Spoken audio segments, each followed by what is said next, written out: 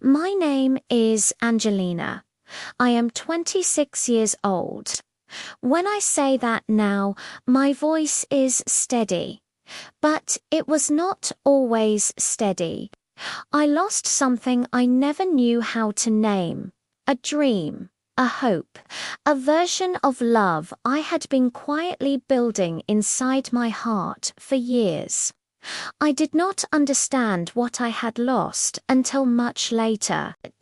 I grew up believing that love would arrive one day. Not loudly, not quickly, just surely. I believed it would feel right when it came. I believed my heart would be ready. I believed that waiting was something love respected. Those beliefs felt true for a long time.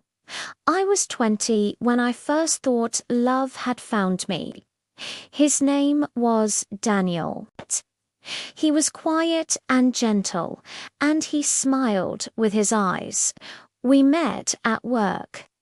I sat at a small desk by the window, and he sat across from me. We shared coffee breaks and comfortable silence. Sometimes our hands touched when we passed papers. My skin noticed everything, but I stayed still and hopeful. He never asked for more. I never offered more. I told myself this was love moving slowly and carefully.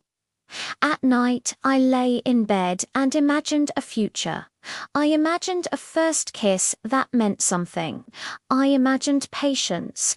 I imagined being chosen. But months passed, and then a year, and we were together without really being together. We held hands. We watched movies. We never talked about what we actually were. One evening, rain fell hard outside. We sat in his car, the windows fogging around us. My heart was loud. I waited for him to move closer, to say something that mattered. He talked about the rain. That was not the hardest part.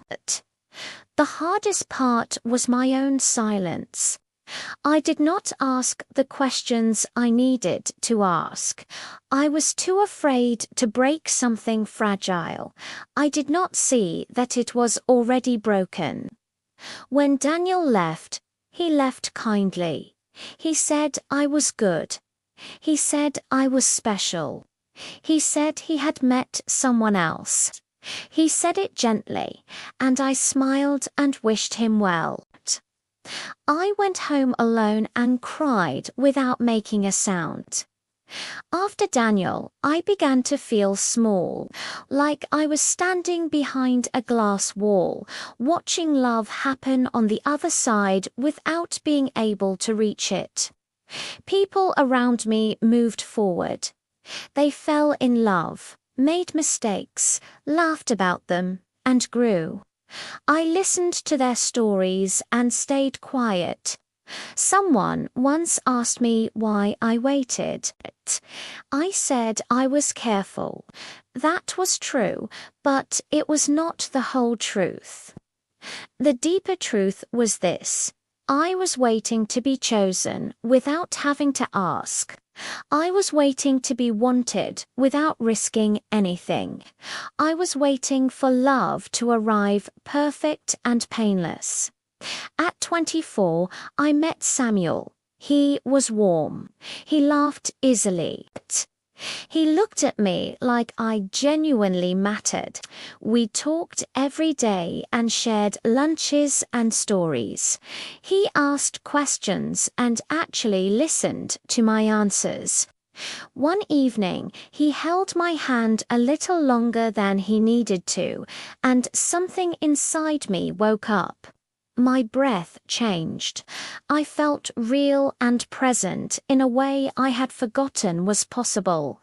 He told me he liked me. He did not rush. He simply waited for my words.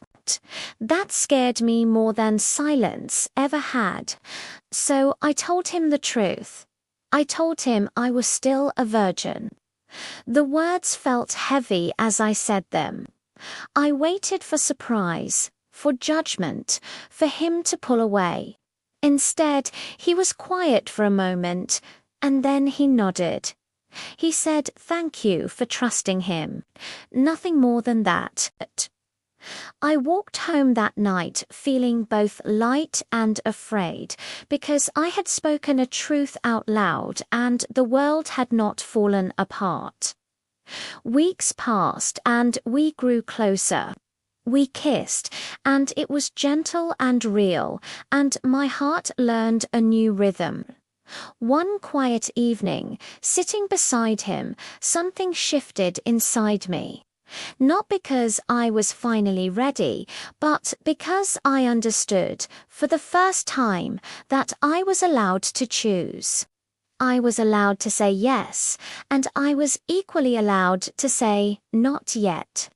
That was the real turning point. Not my body, my mind. I realized my waiting had never been about purity. It had been about fear, fear of being truly seen, fear of being known all the way through. I told him I needed more time. He accepted that without anger or pressure, he simply stayed. A few months later, our relationship ended anyway, not because of my waiting, but because life shifted and our paths moved apart. I was sad, but I was not empty. For the first time, I did not feel like I was behind. I felt like I was exactly where I was supposed to be. Now I am 26. I still wake before the sun. I still sit on the edge of my bed and listen to the quiet before the world starts moving. I am still a virgin, and I am not ashamed of that. I understand something now that I did not understand at 20. Love is not something that takes from you. It is something you step into when you are genuinely ready. The waiting no longer feels heavy or sad. It feels calm, like a door I am holding the key to, one I will open on my own terms when my heart says yes. At night, I imagine the future again. Not a perfect future, just an honest one. And that is more than enough.